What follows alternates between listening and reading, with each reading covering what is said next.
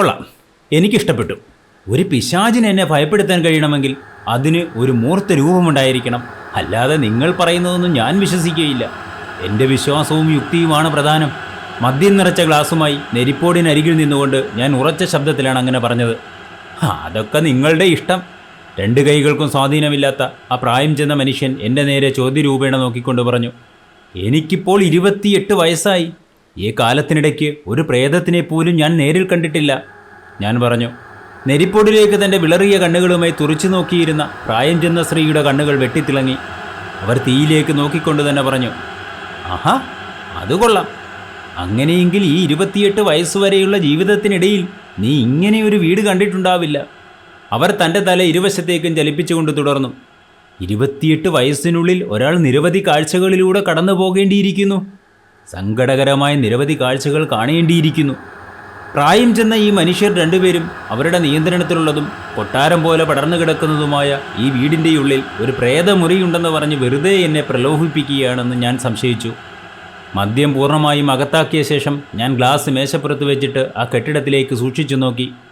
ആ മുറിയുടെ അങ്ങേ മൂലയിൽ വെച്ചിരുന്ന പഴയ കണ്ണാടിയിലേക്ക് നോക്കി ഞാൻ എൻ്റെ ആത്മവിശ്വാസം ഒന്നുകൂടി ഉറപ്പിച്ചു.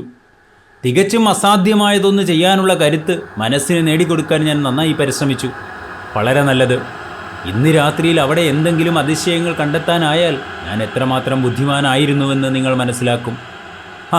അതെന്തെങ്കിലും ആകട്ടെ, ഞാൻ തുറന്ന മനസ്സോടുകൂടി തന്നെ ഈ ഇടപാടിന് തയ്യാറാണ്. ഞാൻ പറഞ്ഞു. അതൊക്കെ നിങ്ങളുടെ ഇഷ്ടം. കൈകൾക്ക് സ്വാധീനമില്ലാത്ത ആ മനുഷ്യൻ ഒരിക്കൽ കൂടി പറഞ്ഞു. വീടിനകത്തുള്ള ഇടനാഴിയിൽ നിന്നും തികച്ചും ദുർബലമായ കാൽപെരുമാറ്റം ഞാൻ കേട്ടു. ഊന്നുവടി താഴെ ഉറപ്പിച്ച് നടക്കുന്നതിൻ്റെ ശബ്ദവും കേട്ടു. വാതിലുകളുടെ വിജാഗിരികൾ കിരികിര ശബ്ദമുണ്ടാക്കി. പ്രായം ചെന്ന മറ്റൊരു മനുഷ്യൻ കൂടി അവിടേക്കെത്തി. അവിടെ ഇരിക്കുന്ന ആ പ്രായം ചെന്ന മനുഷ്യനേക്കാൾ ദുർബലനായ ഒരാൾ. അയാളുടെ ശരീരം മുന്നോട്ട് കുനിഞ്ഞിരുന്നു.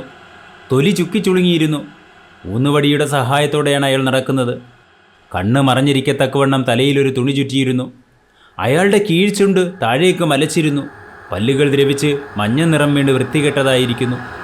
ഞങ്ങളുടെ അടുത്തേക്ക് നടന്നു വന്ന ആ മനുഷ്യൻ നേരെ മേശയ്ക്ക് എതിർവശത്ത് കിടന്നിരുന്ന കസേരയിൽ വളരെ ആയാസകരമായി ശരീരത്തെ വിറപ്പിച്ചുകൊണ്ട് പതുക്കെ ഇരുന്നിട്ട് ചുമയ്ക്കാൻ തുടങ്ങി.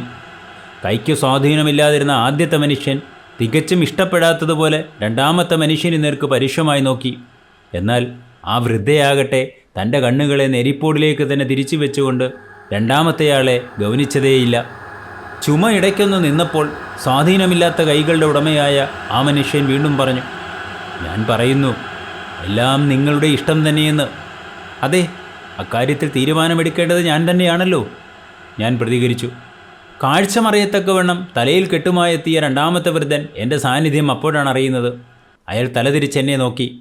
അയാൾ ഞാൻ കാണത്തക്ക വിധം ചരിഞ്ഞിരുന്നു. ഈ സമയത്ത് അയാളുടെ കണ്ണുകൾ എനിക്ക് കാണാമായിരുന്നു. ആ കണ്ണുകൾ നിർജീവവും പ്രകാശം കുറഞ്ഞതും വളരെ ചെറുതുമായിരുന്നു. അയാൾ പിന്നെയും ചുമയ്ക്കാൻ തുടങ്ങി. ചുമയ്ക്കുന്നതിനിടയിലും അവ്യക്തമായ അയാൾ ചോദിച്ചു, നീ എന്താ കുടിക്കാത്തത്? അയാൾ സംസാരിച്ചത് കൈകൾക്ക് സ്വാധീനമില്ലാത്ത ആ മനുഷ്യനോടായിരുന്നു. ആ മനുഷ്യൻ ബിയർ കുപ്പി രണ്ടാമതായി എത്തിയ മനുഷ്യന് നേരെ നീക്കിവെച്ചു കൊടുത്തു. കാഴ്ച വൈകല്യമുണ്ടെന്ന് പ്രത്യക്ഷത്തിൽ തോന്നിയിരുന്ന ആ വൃദ്ധൻ ഒരു ഗ്ലാസ്സിലേക്ക് നിറച്ചും ബിയർ ഒഴിച്ചു. വിറയ്ക്കുന്ന കൈകൾ കൊണ്ടയാൾ ഗ്ലാസ് ചുണ്ടിനടുത്തേക്ക് കൊണ്ടുവന്നു. ഗ്ലാസ്സിൽ നിന്ന് പകുതി ബിയറും താഴെ മേശപ്പുറത്ത് വീണുപോയിരുന്നു. ആ വൃദ്ധൻ തൻ്റെ ഗ്ലാസ്സിലേക്ക് ബിയർ പകർന്നുകൊണ്ടിരിക്കുമ്പോൾ പിന്നിലെ ഭിത്തിയിൽ അയാളുടെ നിഴൽ അയാളുടെ ചലനത്തിനനുസരിച്ച് ഒരു പ്രേതത്തെപ്പോലെ ചലിച്ചുകൊണ്ടിരുന്നു. തികച്ചും അപഹാസ്യരെ പോലെ പെരുമാറുന്ന വൃത്തികെട്ട ഈ മനുഷ്യരിൽ നിന്നും മാന്യമായതൊന്നും ഞാൻ പ്രതീക്ഷിച്ചില്ല. അവരുടെ ജരാനര ബാധിച്ച ശരീരത്തിനുള്ളിൽ മനുഷ്യത്വരഹിതമായ നീചമായ എന്തെല്ലാമോ ഒളിഞ്ഞിരിക്കുന്നതായിട്ടാണ് എനിക്ക് തോന്നിയത്. വാർദ്ധക്യം ബാധിച്ച മനുഷ്യരിൽ നിന്നും മനുഷ്യത്വവും നന്മകളും സ്നേഹവും ഓരോ ദിവസവും നഷ്ടപ്പെട്ടുകൊണ്ടിരിക്കുന്നുണ്ടായിരിക്കാം. ജരാനരകൾ ബാധിച്ച ഈ 3 മനുഷ്യരുടെയും സാന്നിധ്യം എന്നെ അസ്വസ്ഥനാക്കി.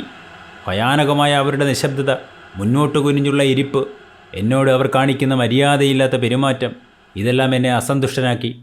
ഒരുപക്ഷെ ഇന്നത്തെ ഈ രാത്രി എന്നെ സംബന്ധിച്ചിടത്തോളം നരകതുല്യമായിരിക്കാം. ഇവരുടെ അടുത്ത് ഇങ്ങനെ ഇരിക്കുന്നതിനേക്കാൾ ഭേദം മുകളിലെ നിലയിൽ അവർ അവ്യക്തമായി ചൂണ്ടിക്കാണിക്കുന്ന തിന്മകളോടൊപ്പം കഴിയുന്നതാണ് നല്ലതെന്ന് എനിക്ക് തോന്നി. എങ്കിൽ നിങ്ങൾ പിശാചുക്കളുണ്ടെന്ന് അവകാശപ്പെടുന്ന നിങ്ങളുടെ ആ മുറി എവിടെയാണെന്ന് പറയുക. ഞാൻ ആ മുറിയിൽ ഇതിനേക്കാൾ സുഖമായി കഴിഞ്ഞുകൊള്ളാം. ഞാൻ പറഞ്ഞു.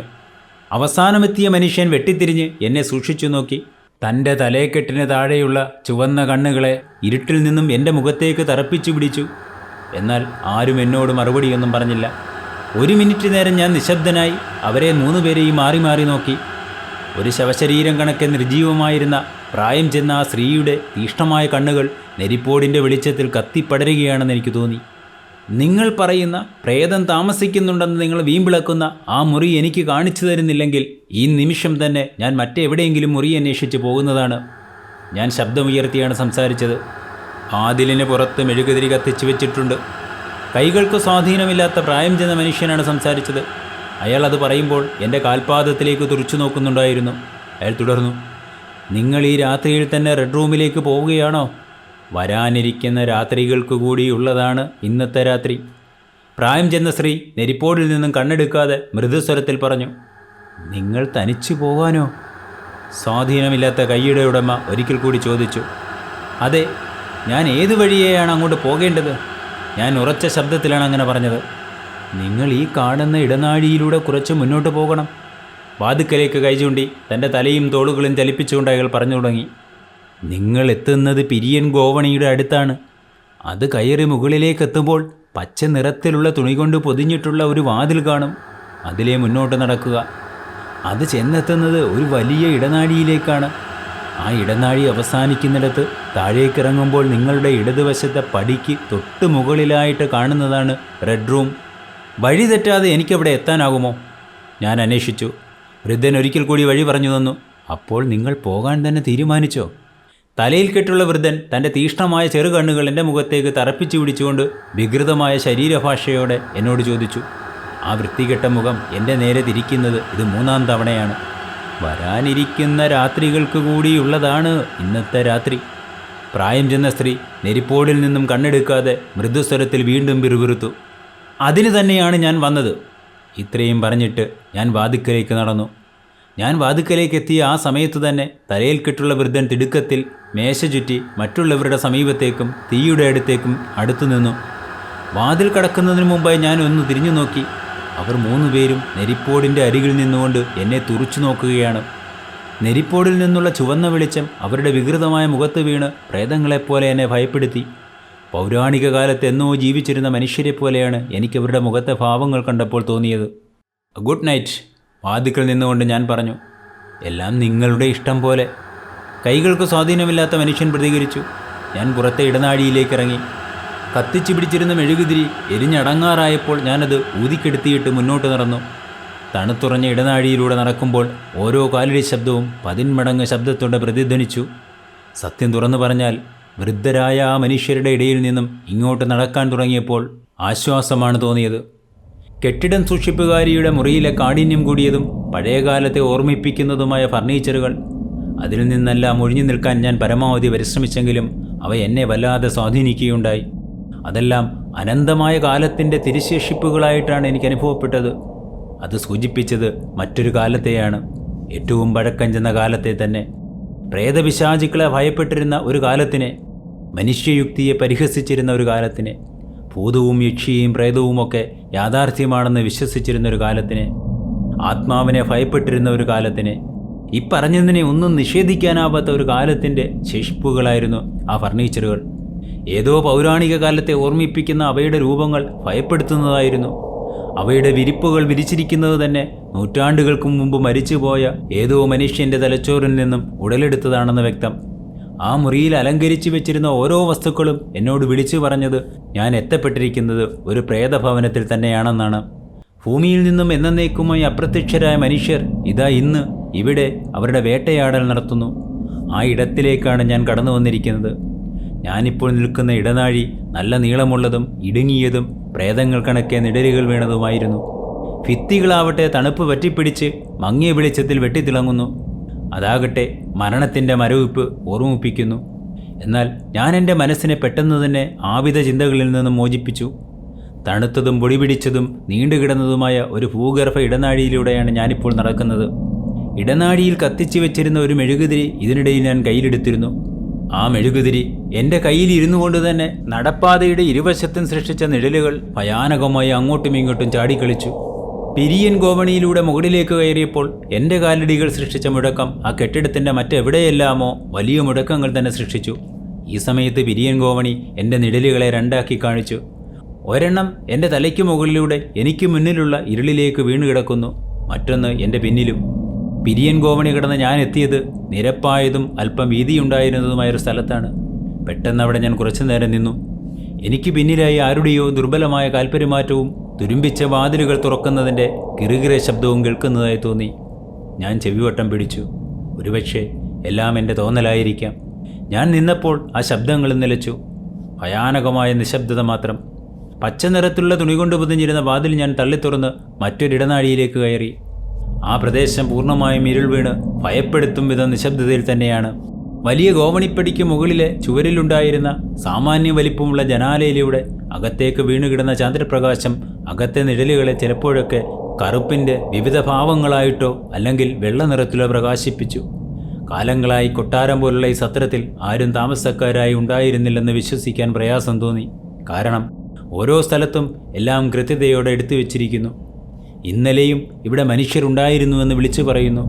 എല്ലാം ഭംഗിയായി അടുക്കും ചിട്ടയോടെയും സൂക്ഷിച്ചിരിക്കുന്നു. എന്നാൽ ഓരോ ഉപകരണങ്ങൾക്കും പഴക്കം കൂടുതലാണ്. ആധുനിക കാലത്തേതായി അവിടെ ഒന്നും കാണാനില്ല. മെഴുകുതിരി റാന്തലുകൾ സൂക്ഷിക്കുന്ന ഇടങ്ങളിൽ അതിപ്പോഴും കത്തി നിൽക്കുന്നുണ്ട്.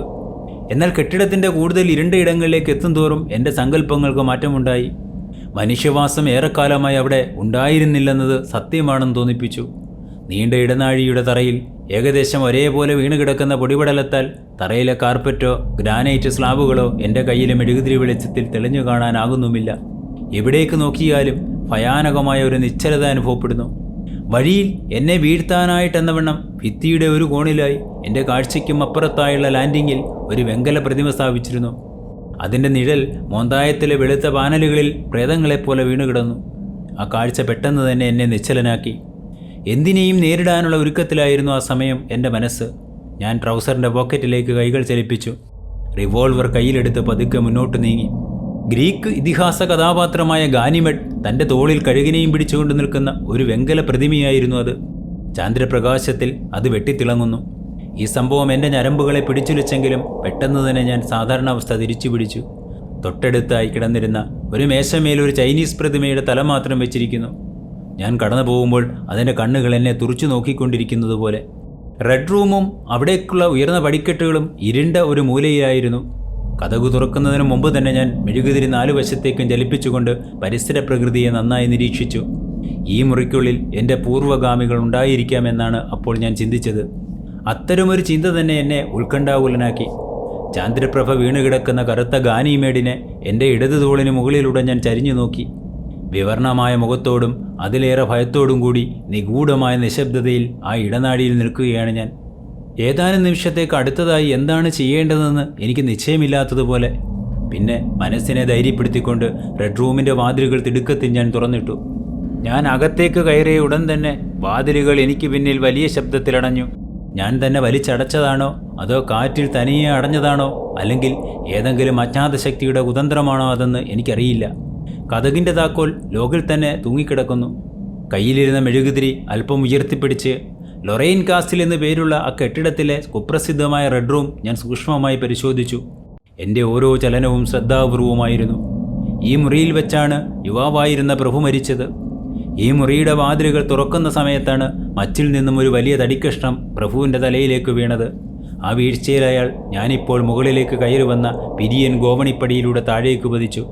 പിന്നീട് ഈ മുറിയിൽ വെച്ച് അയാൾ അന്ത്യശ്വാസം വലിച്ചു. അതാകട്ടെ അദ്ദേഹത്തിൻ്റെ ജാഗ്രതയോടെയുള്ള പ്രവർത്തനങ്ങളുടെ അവസാനത്തെ രംഗവുമായിരുന്നു. ആ മുറിയിലെ പ്രേതപാരമ്പര്യത്തെ തകർക്കാനുള്ള ധീരമായ ശ്രമത്തിൻ്റെ അവസാനമായിരുന്നു അത്. അയാളുടെ തലച്ചോറിൽ നിന്നും പുറത്തേക്ക് ചീറ്റിയ രക്തം അന്ധവിശ്വാസത്തെ ഒന്നുകൂടി അരക്കിട്ടുറപ്പിച്ചു.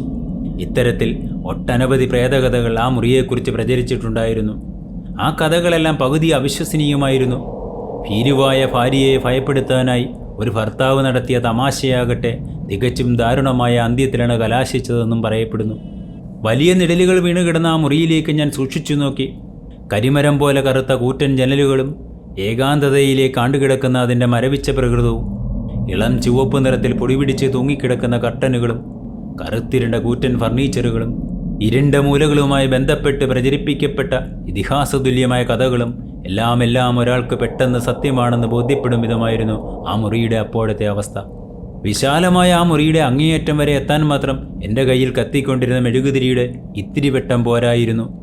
എൻ്റെ കയ്യിലെ വെളിച്ചം വീണുകിടക്കുന്നതിനും അപ്പുറത്തുള്ള മങ്ങിയിടങ്ങളിലെ ഇരുണ്ട നിഗൂഢതകളുടെ വിശാലമായ സമുദ്രത്തെ പുറത്തേക്ക് കാണിക്കാതെ വെറും തുരുത്തുകളെ അവശേഷിപ്പിച്ചു.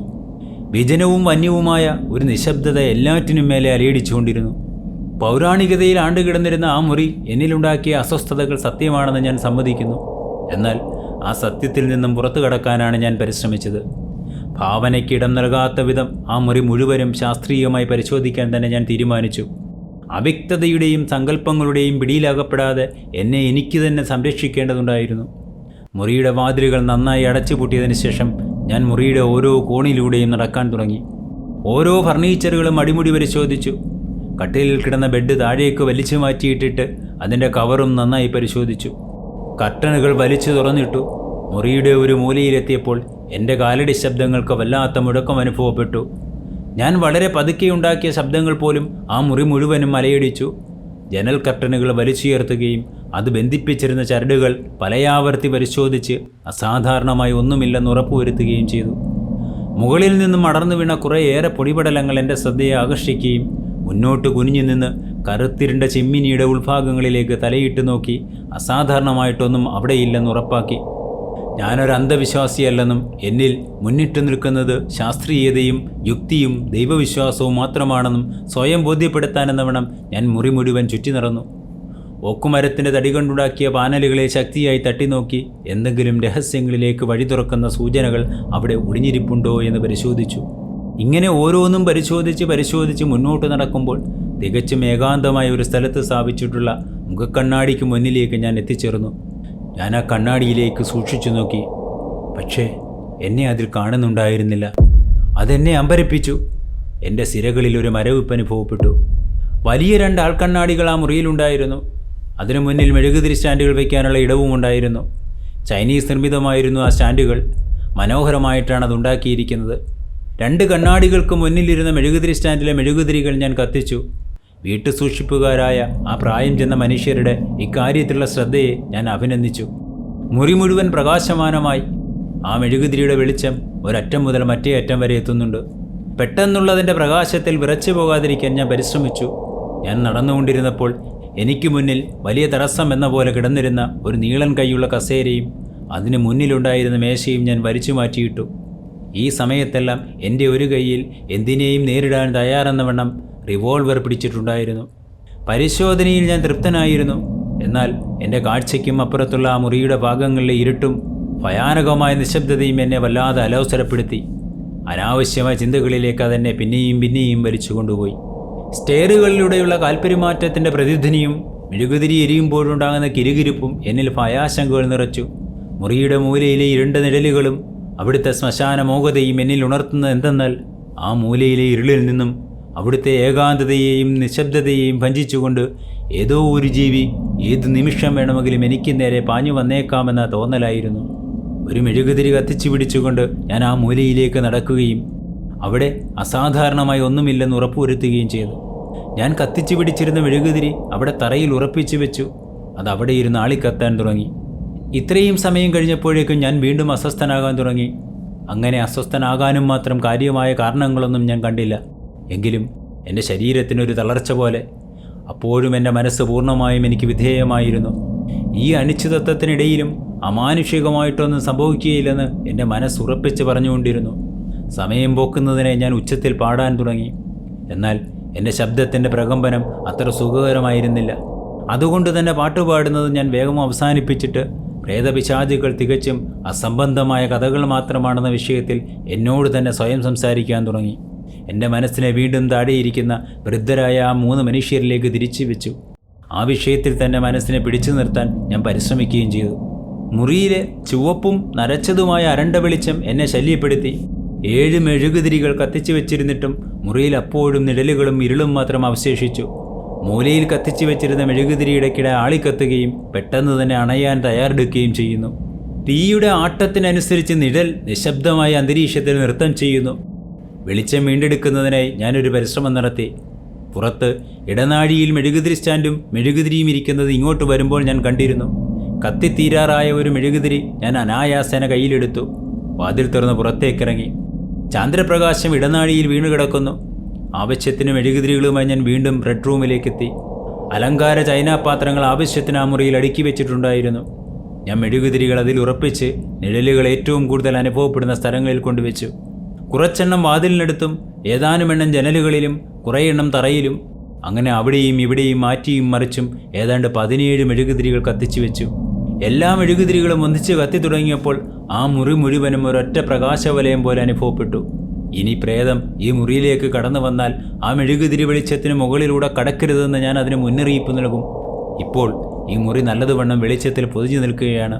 തീജ്വാലകൾ ചെറുതും നിശബ്ദവുമായിരുന്നു. ആ തീജ്വാലകളിൽ എനിക്ക് ആഹ്ലാദവും സന്തോഷവും പ്രദാനം ചെയ്യുന്ന എന്തോ ഒന്ന് അന്തർലീനമായിരുന്നു. എന്നാൽ അതെന്താണെന്ന് തീർത്ത് പറയാൻ എനിക്കാവുന്നില്ല. മെഴുകുതിരിയുടെ നീളം ക്രമാനുഗതമായി കുറയുന്നതും നോക്കി അങ്ങനെ ഇരുന്നപ്പോൾ സമയം പോക്കുന്നതിനുള്ള ഒരു മാർഗവുമായി. അപ്പോഴും ഏതു നിമിഷം വേണമെങ്കിലും സംഭവിക്കാവുന്ന അത്യാഹിതത്തെക്കുറിച്ച് ഇടയ്ക്കിടെ എൻ്റെ തലച്ചോറ് എനിക്ക് മുന്നറിയിപ്പ് തന്നുകൊണ്ടിരുന്നു. ഇത്രമാത്രം സൂക്ഷ്മതയോടെയും ജാഗ്രതയോടെയും ഓരോ മിനിറ്റും തള്ളി നിൽക്കുക എന്ന ഭാരിച്ച പണി എന്നെ അസ്വസ്ഥനാക്കിക്കൊണ്ടിരുന്നു. എൻ്റെ വാച്ചിലെ മിനിറ്റ് സൂചി പാതിരാത്രിയിലേക്ക് നടന്നെടുക്കുന്നത് ഞാൻ ഭയപ്പാടോടെ നോക്കിയിരുന്നു. അപ്പോഴാണ് ആ ഇരുളടഞ്ഞ മൂലയിൽ എന്തെല്ലാമോ സംഭവിക്കാൻ തുടങ്ങിയത്. അവിടെ കത്തിച്ചു വെച്ചിരുന്ന മെഴുകുതിരി എപ്പോഴാണ് അണഞ്ഞതെന്ന് ഞാൻ കണ്ടില്ല. എന്നാൽ ഇപ്പോൾ ആ ഭാഗത്ത് നല്ല ഇരുട്ടാണ്. അവിടേക്ക് സൂക്ഷിച്ചു നോക്കുന്ന ആർക്കും പെട്ടെന്ന് മനസ്സിലാക്കാനാവും അവിടെ ഒരപരിചിതൻ്റെ സാന്നിധ്യമുണ്ടെന്ന്. ആ മൂലയിൽ വളരെ പിന്നിലായി തന്നെ ഒരു കറുത്ത നിഴൽ വളർന്നു വരുന്നതുപോലെ. എൻ്റെ ദൈവമേ, ഞാൻ ഉറക്ക നിലവിളിച്ചു. തുടക്കത്തിലെ അമ്പരപ്പിൽ നിന്നും അല്പം മോചനമുണ്ടായപ്പോൾ ഞാൻ വീണ്ടും എന്നിലെ ധൈര്യവാനായ മനുഷ്യനിലേക്ക് തിരിച്ചു വന്നു. മേശപ്പുറത്തിരുന്ന തീപ്പെട്ടി ഞാൻ പതുക്കെ കയ്യിലെടുത്തു. തികച്ചും സന്തോഷവാനായിട്ടെന്ന പോലെ ഞാൻ ആ മുറിക്ക് കുറുകെ നടന്ന് ആ മൂലയിലേക്കെത്തി വീണ്ടും മെഴുകുതിരി കത്തിക്കാൻ ശ്രമിച്ചു. എൻ്റെ ആദ്യ ശ്രമം പരാജയപ്പെട്ടെങ്കിലും രണ്ടാമത്തെ ശ്രമം വിജയമായിരുന്നു. ഈ സമയത്ത് എനിക്ക് മുന്നിലുള്ള ഭിത്തിയിൽ എന്തോ ഒന്ന് വെട്ടിത്തിളങ്ങുന്നത് പോലെ തോന്നി. പെട്ടെന്ന് തന്നെ ഞാൻ തല വെട്ടിത്തിരിച്ച് നെരിപ്പോടിനടുത്തേക്ക് നോക്കി. അവിടെ ആ ചെറിയ മേശപ്പുറത്ത് കത്തിച്ചു വെച്ചിരുന്ന 2 മെഴുകുതിരികൾ വലിയ ശബ്ദത്തോടെ അണഞ്ഞുപോയിരിക്കുന്നു. ഞാൻ എഴുന്നേറ്റ് നിന്നു. വിചിത്രമായിരിക്കുന്നല്ലോ എന്ന് ഞാൻ പതുക്കെ പറഞ്ഞു. ഒരുപക്ഷെ ഞാൻ തന്നെ എൻ്റെ അബോധമായ മാനസികാവസ്ഥയിൽ ആ മെഴുകുതിരികൾ അണച്ചതായിരിക്കുമോ? തിരിച്ചവിടേക്കെത്തി അതിലൊരെണ്ണം കത്തിച്ചു. ഞാനിത് ചെയ്തുകൊണ്ടിരിക്കുമ്പോൾ തന്നെ എൻ്റെ വലതുവശത്തുണ്ടായിരുന്ന ആൾക്കണ്ണാടിയുടെ മുന്നിൽ കത്തിച്ചു വെച്ചിരുന്ന മറ്റൊരു മെഴുകുതിരി വലിയ ശബ്ദത്തോടെ അണഞ്ഞു. തൊട്ടടുത്ത നിമിഷം തന്നെ അവിടെ കത്തിക്കൊണ്ടിരുന്ന രണ്ടാമത്തെ മെഴുകുതിരിയും അണഞ്ഞു. മെഴുകുതിരിയുടെ അഗ്രത്ത് തിരിയിൽ കാണുന്ന തീപ്പൊരി പോലും അപ്രത്യക്ഷമായിരിക്കുന്നു. തിരിയിൽ വിരലുകൾ ഉപയോഗിച്ച് ഞെരിച്ചതുപോലെ അവിടം കറുത്തിരുന്നു. അതുകൊണ്ടാണ് അത് പുകയുകയോ മിന്നിക്കത്തുകയോ ചെയ്യാതിരുന്നത്.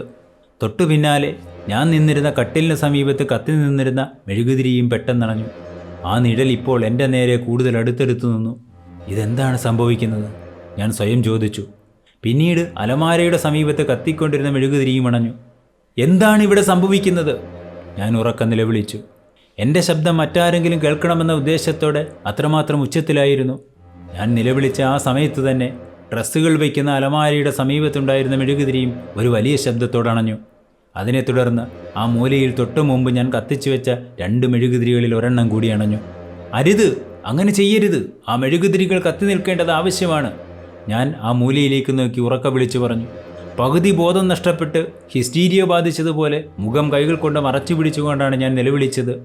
ഈ സമയത്ത് തന്നെ ഞാൻ തീപ്പെട്ടി ഉരയ്ക്കാനും ശ്രമിച്ചു. എന്നാൽ അതിനായി 2 ശ്രമങ്ങൾ നടത്തിയെങ്കിലും തീപ്പെട്ടിയുടെ വശങ്ങളിൽ തൊടാനാകാതെ എൻ്റെ കൈ വിറച്ചുകൊണ്ട് തെന്നിമാറി. ഇരുട്ടിൽ നിന്നും ആ അജ്ഞാത ശത്രു മുന്നോട്ട് വീണ്ടും നീങ്ങിയെന്ന് തോന്നിയ സമയത്ത് തന്നെ മുറിയുടെ ഏറ്റവും അങ്ങേ മൂലയ്ക്ക് കത്തി നിന്നിരുന്ന 2 മെഴുകുതിരികൾ കൂടി അണഞ്ഞു. എന്നാൽ ഈ സമയത്ത് തന്നെ വലിയ ആൾക്കണ്ണാടിയുടെ മുന്നിലുണ്ടായിരുന്ന മെഴുകുതിരി വീണ്ടും കത്തിക്കാൻ എനിക്ക് കഴിഞ്ഞു. അതാകട്ടെ വാതിലിന് ഏറ്റവും അടുത്തുമായിരുന്നു. എൻ്റെ മനസ്സിൽ ഒരു ശാന്തത കൈവന്നു. ഞാൻ എൻ്റെ അസ്തിത്വത്തിൽ തന്നെ ഉറച്ചു നിൽക്കുകയാണെന്നൊരു തോന്നൽ എൻ്റെ മനസ്സിനെ ബലപ്പെടുത്തി. പക്ഷേ ഞാൻ അത്തരമൊരു വിശ്വാസത്തിൽ നിൽക്കുന്ന നിമിഷം തന്നെ മുറിയുടെ 4 മൂലകളിൽ കത്തി നിന്നിരുന്ന 4 മെഴുകുതിരികൾ ഒരേ സമയം അണഞ്ഞു. ഞാൻ വിറയ്ക്കാൻ തുടങ്ങി. ഇനി എവിടെ തുടങ്ങണമെന്ന ശങ്കയിൽ ഞാൻ നിശ്ചലനായി നിന്നു. എന്തു ചെയ്യണമെന്ന് യാതൊരു നിശ്ചയവുമില്ലാതെ ഞാൻ പകച്ചു നിൽക്കുന്ന സമയത്ത് തന്നെ അദൃശ്യമായൊരു കൈ മേശപ്പുറത്ത് കത്തി നിന്നിരുന്ന 2 മെഴുകുതിരികൾ എടുത്തു മാറ്റുന്നത് ഞാൻ കണ്ടു. ഞാൻ നിലവിളിച്ച് കരയാൻ തുടങ്ങി. കരഞ്ഞുകൊണ്ട് തന്നെ ഇരുൾ വീണ് കിടക്കുന്ന ആ മുറിയിലേക്കും അവിടെ നിന്നും ജനലിൻ്റെ അടുത്തേക്കും പിന്നീട് മുറിയിലെ ഓരോ സ്ഥലങ്ങളിലേക്കും തുറിച്ചു നോക്കി. 3 മെഴുകുതിരികൾ കത്തിക്കാൻ എനിക്കായെങ്കിലും നെരിപ്പോടിനടുത്ത് കത്തു നിന്ന 2 മെഴുകുതിരികൾ ഈ സമയം അണഞ്ഞു. എൻ്റെ ഉള്ളിൽ പെട്ടെന്ന് മറ്റൊരാശയം ഉടലെടുത്തു. മുറിയുടെ മൂലയിൽ വെച്ചിരുന്ന ഇരുമ്പ് കൊണ്ടുള്ള വേസ്റ്റ് ബോക്സിലേക്ക് ഞാൻ തീപ്പെട്ടി വലിച്ചെറിഞ്ഞിട്ട് ബെഡ്റൂം ക്യാൻഡിൽ സ്റ്റിക്ക് കയ്യിലെടുത്തു. തീപ്പെട്ടി കത്തിക്കാനുള്ള സമയവും ആയാസവും ഒഴിവാക്കാൻ ഇത് സഹായിക്കുമെന്ന് ഞാൻ കണക്കുകൂട്ടി. ഇപ്പോഴും പിടിച്ചു നിൽക്കാനുള്ള മനക്കരുത്ത് നേടാനുള്ള പരിശ്രമത്തിലായിരുന്നു ഞാൻ.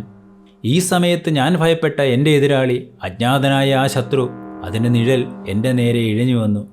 എൻ്റെ ഇടതുവശത്തേക്ക് അത് ഇഴഞ്ഞിഴഞ്ഞു വരികയാണ്. അത് എൻ്റെ അടുത്ത് തന്നെ എത്തിയിരിക്കുന്നു. ഞാൻ അലറിക്കരഞ്ഞു. ആ ഭീകരത ഇരുട്ടിൻ്റെ മറവിൽ എന്നിലേക്ക് തന്നെ നീങ്ങി വരുന്നു. എന്നിലുണ്ടായിരുന്ന അവസാനത്തെ ആത്മധൈര്യവും എന്നെ ഉപേക്ഷിച്ചിരിക്കുന്നു. ഓരോ മെഴുകുതിരിയും കത്തിക്കാനുള്ള എൻ്റെ പരിശ്രമങ്ങൾ പരാജയപ്പെട്ടു. എൻ്റെ പരിശ്രമങ്ങളെല്ലാം ആ അജ്ഞാത ശത്രു പരാജയപ്പെടുത്തിയിരിക്കുന്നു. എൻ്റെ മുന്നിലേക്ക് മുറിയിൽ കിടന്ന ആ നീളൻ കസേര നീങ്ങി വന്നു. ഞാൻ ആ കസേരയിലേക്ക് ഇടറി വീണു. അതൊരു മേശയുടെ മുന്നിലായിരുന്നു. മേശമേലുണ്ടായിരുന്ന വിരിപ്പ് എൻ്റെ ദേഹത്തേക്ക് വീണു. കസേരയിലിരുന്ന് മുഖം തുടകൾക്കിടയിലേക്ക് പൂഴ്ത്തി വെച്ചുകൊണ്ട് ഞാൻ നിലവിളിച്ചു. എൻ്റെ കയ്യിൽ കത്തിക്കൊണ്ടിരുന്ന മെഴുകുതിരി എങ്ങോട്ടോ തെറിച്ചു പോയിരുന്നു. പെട്ടെന്ന് ഞാൻ എഴുന്നേറ്റ് മേശപ്പുറത്ത് കത്തി നിന്നിരുന്ന മറ്റൊരു മെഴുകുതിരി കയ്യിലെടുത്തു. എന്നാൽ തിടുക്കപ്പെട്ടുള്ള എൻ്റെ നീക്കം കാരണമുണ്ടായ കാറ്റിൽ ആ മെഴുകുതിരി അണഞ്ഞുപോയി. ഞാൻ കത്തുന്ന മെഴുകുതിരിക്കായി 2 ശ്രമങ്ങൾ കൂടി നടത്തിയെങ്കിലും രണ്ടും പരാജയപ്പെട്ടു. പെട്ടെന്ന് തന്നെ ഒരു ചുവന്ന വെളിച്ചം മോന്തായത്തിലൂടെ മുറിയിൽ അങ്ങോട്ടും ഇങ്ങോട്ടും ഓടിക്കളിക്കാൻ തുടങ്ങി. ഈ സമയത്ത് തന്നെ മുറിയിലുണ്ടായിരുന്ന ഇരുണ്ട നിഴൽ അപ്രത്യക്ഷമാവുകയും ചെയ്തു. വെളിച്ചം, അതിനുവേണ്ടി ഞാൻ ദാഹിച്ചു. വളരെ കഷ്ടപ്പെട്ടിട്ടാണെങ്കിലും ഞാൻ എൻ്റെ മുന്നിലിരുന്ന മെഴുകുതിരി വീണ്ടും കത്തിച്ചു. ആ ചുവന്ന പ്രകാശകിരണങ്ങൾ മുറിക്കുള്ളിൽ നൃത്തം ചെയ്യുകയാണ്. എൻ്റെ കണ്ണുകൾ അതിനെ പിന്തുടർന്നു. നെരിപ്പോടിനുള്ളിലെ കൽക്കരി കനലുകൾക്ക് മുന്നിലും അലമാരയുടെ മുകളിലും പെട്ടെന്ന് അപ്രത്യക്ഷമായും പ്രത്യക്ഷപ്പെട്ടും അത് ആനന്ദ നൃത്തം ചവിട്ടുകയാണ്. പ്രകാശത്തിൻ്റെ തീവ്രത ഏറിയും കുറഞ്ഞും ചാഞ്ചാടി കളിച്ചു. ചിലപ്പോഴൊക്കെ എൻ്റെ തലയ്ക്ക് മുകളിലൂടെ അത് വാഞ്ഞുപോയി. കൂടുതൽ മെഴുകുതിരികൾ കത്തിച്ച് പരിപൂർണ വെളിച്ചത്തിലേക്ക് എത്താൻ ഞാൻ ആഗ്രഹിച്ചു. എന്നാൽ അതിനുള്ള എൻ്റെ എല്ലാ ശ്രമങ്ങളും പരാജയപ്പെട്ടു. ഇരുട്ടെൻ്റെ കണ്ണുകളെ വാരിപ്പുണരുകയാണ്. കണ്ണുകൾ രണ്ടും അടച്ചു പിടിച്ചാൽ എങ്ങനെയായിരിക്കും, അതേ അവസ്ഥയിലാണ് ഞാൻ. ഒരു കറുത്ത കരിമ്പടം എൻ്റെ തലയിലൂടെ വലിച്ചിട്ടതുപോലെ, എൻ്റെ കാഴ്ച എന്നിൽ നിന്നും എന്നേക്കുമായി ഇല്ലാതായതുപോലെ. സ്വബോധത്തിലേക്ക്, സ്വാഭിമാനത്തിലേക്ക്, ഞാൻ ഇന്ന് വരെ എന്നിൽ കാത്തു സൂക്ഷിച്ചിരുന്ന യുക്തിബോധത്തിലേക്ക് തിരിച്ചു വരാനുള്ള എൻ്റെ തലച്ചോറിൻ്റെ ശ്രമങ്ങളെല്ലാം പരാജയപ്പെടുകയാണ്. അന്ധകാരം മാത്രമല്ല, അസാധാരണമായ ഭീകരതയും കൂടിച്ചേർന്നാണ് എന്നെ നിർവീര്യനാക്കിയത്. കയ്യിലിരുന്ന മെഴുകുതിരി താഴേക്ക് പതിച്ചു. എന്നെ അന്ധകാരത്തിലേക്ക് ചവിട്ടിത്താഴ്ത്തിയ ഈ ഭീകരതയിൽ നിന്നും കരകയറാനുള്ള അവസാന ശ്രമമെന്ന നിലയിൽ താഴെ വീണ മെഴുകുതിരിയിലേക്ക് എൻ്റെ കൈകൾ നീണ്ടു ചെന്നെങ്കിലും എൻ്റെ പരിശ്രമം പരാജയമായിരുന്നു. ഞാൻ അലറിക്കരഞ്ഞു. എന്നാൽ കഴിയാവുന്ന വിധം അത്രമാത്രം ശബ്ദത്തിലാണ് ഞാൻ അലറി വിളിച്ചത്. 1-2 പ്രാവശ്യമല്ല, നിരവധി തവണ ഞാൻ അലറിക്കരഞ്ഞു. ഞാൻ എൻ്റെ തന്നെ കാൽച്ചുവട്ടിലേക്ക് തളർന്നു വീഴുകയാണെന്ന് എനിക്ക് തോന്നി. രക്ഷപ്പെടാനുള്ള ആഗ്രഹം അപ്പോഴും എനിക്കുണ്ടായിരുന്നു. ചാന്ദ്രപ്രഭയിൽ കുളിച്ചു നിൽക്കുന്ന ഇടനാഴിയിലൂടെ തല മുന്നോട്ട് ചായ്ച്ചു പിടിച്ച് കൈകൾ കൊണ്ട് മുഖം പൊത്തി ഓടാൻ ഞാൻ ആഗ്രഹിച്ചു. ഞാൻ അതിനായി ശ്രമിക്കുകയും ചെയ്തു. എന്നാൽ വാതിലെവിടെയായിരുന്നുവെന്ന് കൃത്യമായി എനിക്കറിയില്ലായിരുന്നു. ഞാൻ ഓടിച്ചെന്ന് തലയിടിച്ച് വീണത് മൂലയിലുണ്ടായിരുന്ന കട്ടിലിലേക്കാണ്. ഞാൻ പിന്നിലേക്ക് കുതിച്ചു ചാടി. പിന്തിരിഞ്ഞ് മുന്നോട്ടോടി. വഴിയിലുണ്ടായിരുന്ന വലിയ ഫർണിച്ചറുകളിൽ, അലമാരയിലും മേശയിലും കസേരകളിലുമെല്ലാം ആഞ്ഞിടിച്ച് ഞാൻ തളർന്നു വീണു. എൻ്റെ ഓർമ്മകൾ നശിക്കുകയായിരുന്നു. ഇരുളിൽ എങ്ങോട്ടെന്നില്ലാതെ അങ്ങോട്ടും ഇങ്ങോട്ടും ഞാൻ ഓടിയും ഇഴഞ്ഞു നീങ്ങുകയാണ്. പെട്ടെന്നൊരു വലിയ ഇടി എൻ്റെ നെറ്റിത്തലത്തിൽ തന്നെ പതിച്ചു. തികച്ചും ഭീകരമായ ഒന്നായിരുന്നു അത്. എൻ്റെ അവസാനത്തെ ഓർമ്മകളും അതോടെ നഷ്ടപ്പെട്ടു. എൻ്റെ കാലുകളെ നിലയ്ക്ക് നിർത്താനുള്ള അവസാനത്തെ ശ്രമവും പരാജയപ്പെട്ടു. ഞാൻ അവിടെ തന്നെ തളർന്നു വീണു. പിന്നെ എന്താണ് സംഭവിച്ചതെന്ന് എനിക്കറിയില്ലായിരുന്നു. സൂര്യൻ കത്തിജ്വലിച്ചു നിൽക്കുന്ന നേരത്താണ് ഞാൻ കണ്ണു തുറന്നത്. എൻ്റെ തല നന്നായി കെട്ടിവെച്ചിട്ടുണ്ടായിരുന്നു. കൈകൾക്ക് ശേഷിയില്ലാതിരുന്ന മനുഷ്യൻ എൻ്റെ മുഖത്തേക്ക് തന്നെ സൂക്ഷിച്ചു നോക്കി അവിടെ തന്നെ നിൽക്കുന്നു. ഞാൻ എന്നെ തന്നെ നോക്കാൻ ശ്രമിച്ചു. എന്താണ് സംഭവിച്ചതെന്നറിയാൻ ആഗ്രഹിച്ചു. എന്നാൽ എന്താണ് ഉണ്ടായതെന്ന് ഓർത്തെടുക്കാൻ എനിക്കായില്ല. ഞാൻ മുറിയുടെ മൂലയിലേക്ക് എൻ്റെ കണ്ണുകൾ അയച്ചു. അവിടെ ആ പ്രായം ചെന്ന സ്ത്രീ ഇരിക്കുന്നു.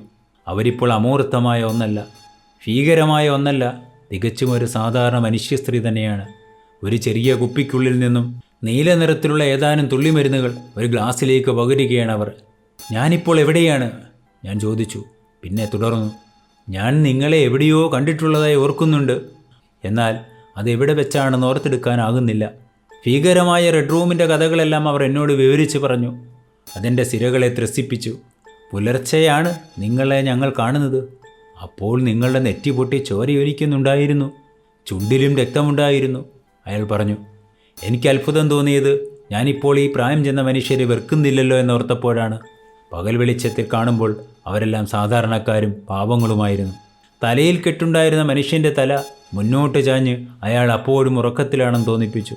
വളരെ പതുക്കെയാണ് ഞാൻ സാധാരണ നിലയിലേക്ക് തിരിച്ചെത്തിയത്. നിങ്ങൾ ഇപ്പോൾ വിശ്വസിക്കുന്നുണ്ടോ ആ മുറിയിൽ പ്രേതമുണ്ടെന്ന്? കൈക്ക് സ്വാധീനമില്ലാത്ത മനുഷ്യൻ ചോദിച്ചു.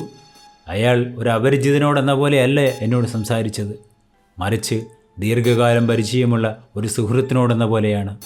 ശരിയാണ്, ആ മുറിയിൽ പ്രേതമുണ്ട്, ഞാൻ പ്രതികരിച്ചു. നിങ്ങൾക്കതിനെ കാണാനായിരിക്കുന്നു. എന്നാൽ ഞങ്ങൾ ഒരിക്കലും ഞങ്ങളുടെ കണ്ണുകളെ അങ്ങോട്ടേക്ക് തുറന്നു വയ്ക്കുകയില്ല. കാരണം ഞങ്ങൾക്കതിനുള്ള ധൈര്യമില്ല. പറയൂ, അതെങ്ങനെയിരിക്കും? ആ പഴയ യുവാവായിരുന്ന പ്രഭുവിൻ്റെ രൂപം തന്നെയാണോ അതിന്? അല്ലെങ്കിൽ മറ്റേതെങ്കിലും രൂപം? പറയൂ. അല്ല, അതങ്ങനെയൊന്നുമല്ല. അതങ്ങനെയല്ല. ഞാൻ നിന്നോട് പറയുന്നു കുട്ടി, യുവാവായിരുന്ന ആ പ്രഭുവിൻ്റെ ആത്മാവ് അതിനുള്ളിലുണ്ട്. അതാണ് നിന്നെ ഭയപ്പെടുത്തിയത്. ഗ്ലാസ്സിൽ മരുന്നുമായി മുന്നിലെത്തിയ പ്രായം ചെന്ന സ്ത്രീ പതുക്കെ പറഞ്ഞു. ഇല്ല, അത് ശരിയല്ല. സത്യം പറഞ്ഞാൽ അവിടെ പ്രേതവുമില്ല, പിശാചുമില്ല, ആത്മാവുമില്ല, ഒരു മണ്ണാങ്കട്ടയുമില്ല. പക്ഷേ ഏറ്റവും മോശമായ, ഏറ്റവും അപ്രസക്തമായ എന്തോ ഒന്ന്. അതെ, അങ്ങനെ തന്നെയാണ്. അങ്ങനെയൊന്ന്, അതാണ് അവിടെയുള്ളത്. അത് കൊള്ളാമല്ലോ, അവർ പ്രതികരിച്ചു. അതെ, എല്ലാറ്റിലും വെച്ച് ഏറ്റവും മോശമായ ഒന്ന്, അതാണ് അവിടെയുള്ളത്. പാവം മനുഷ്യരെ വേട്ടയാടുന്നത് അതാണ്. അതിനെയാണ് നാം ഭയമെന്ന് വിളിക്കുന്നത്. ഭയം, അത് മാത്രമാണ് അവിടെയുള്ളത്. ഏറ്റവും നഗ്നമായ ഭയം തന്നെ. അതിന് വെളിച്ചമില്ല, ശബ്ദമില്ല, അതിനൊരു കാരണം കണ്ടെത്താനാവില്ല. അതിന് രൂപമില്ല, അത് അന്ധതയാണ്, ബധിരതയാണ്. അതിനെല്ലാം അപ്പുറത്തുള്ള മറ്റെന്തോ ഒന്നാണ്. ഇടനാഴിയിലൂടെ അതെന്നെ പിന്തുടർന്നു. ആ മുറിയിൽ വെച്ച് ഞാനുമായി അത് ഏറ്റുമുട്ടി. അല്പനേരത്തേക്ക് വാക്കുകൾ കിട്ടാതെ ഞാൻ നിശബ്ദനായി. എൻ്റെ കൈകൾ പതുക്കെ തലയിൽ കെട്ടിവെച്ചിരിക്കുന്ന തുണിയിൽ കൂടി അരിച്ചു നടന്നു. പിന്നീട് ഞാൻ തുടർന്നു. മെഴുകുതിരികൾ ഒന്നിനു പിറകെ ഒന്നായി അണഞ്ഞുകൊണ്ടിരുന്നു. ഞാൻ ഓടി, എങ്ങോട്ടെന്നില്ലാതെ ഓടുകയായിരുന്നു. തലയിൽ കെട്ടുണ്ടായിരുന്ന ആ മനുഷ്യൻ എന്നെ കാണത്തക്ക വിധം ഒരു വശം ചരിഞ്ഞിരുന്നു കൊണ്ട് എന്നോട് പറഞ്ഞു, അതാണ് ശരി, അതുതന്നെയാണ് ശരിയെന്ന് ഞാൻ മനസ്സിലാക്കുന്നു. ഇരുട്ടിൻ്റെ ശക്തി, അതിനപ്പുറം യാതൊന്നുമില്ല. ഒരു വീടിന് മുകളിലേക്ക് ഇരുട്ട് അതിൻ്റെ ശാപം കടത്തിവിടുന്നു. അതവിടെ എല്ലായ്പ്പോഴും പതിയിരിക്കുന്നു. പകൽ വെളിച്ചത്തിൽ പോലും, നല്ല സൂര്യപ്രകാശമുള്ള വേനൽക്കാലത്ത് പോലും അവിടെ ആ മുറിയിൽ നിനക്കത് അനുഭവപ്പെടും. അവിടെയുള്ള ഓരോ വസ്തുക്കളിലും, അത് ഫർണിച്ചറുകളാവാം, വാതിലുകളാവാം, ജനലുകളാവാം, മെഴുകുതിരികളാവാം, കർട്ടനുകളാവാം, അതിലെല്ലാം അതൊളിഞ്ഞിരിക്കുന്നു. അങ്ങനെ നീ അഭിമുഖീകരിച്ച ഓരോ വസ്തുക്കളിലും അതുണ്ടാകും. സന്ധ്യാനേരത്ത് ഇടനാഴിയിലേക്ക് ഇഴഞ്ഞു കയറുന്ന അത് നിന്നെ പിന്തുടരും. തിരിഞ്ഞു നോക്കാനുള്ള ധൈര്യം നിനക്കൊരിക്കലും ഉണ്ടായിരിക്കില്ല. അതെ, നിങ്ങളുടെ അനുഭവങ്ങൾ ശരിയാണ്. നിങ്ങൾ പറയുന്നത് പോലെ തന്നെയാണ് ആ രൂപം. ഭയമാണ് ആ മുറിയിൽ കുടികൊള്ളുന്നത്. കറുത്ത ഭയം, അതിപ്പോഴും ആ മുറിക്കകത്തുണ്ട്. ഈ വീടിൻ്റെ മേൽ വീണ് കിടക്കുന്ന ആ ശാപം കാലങ്ങളോളം ഇനിയും നിലനിൽക്കും, യാതൊരു സംശയവുമില്ല.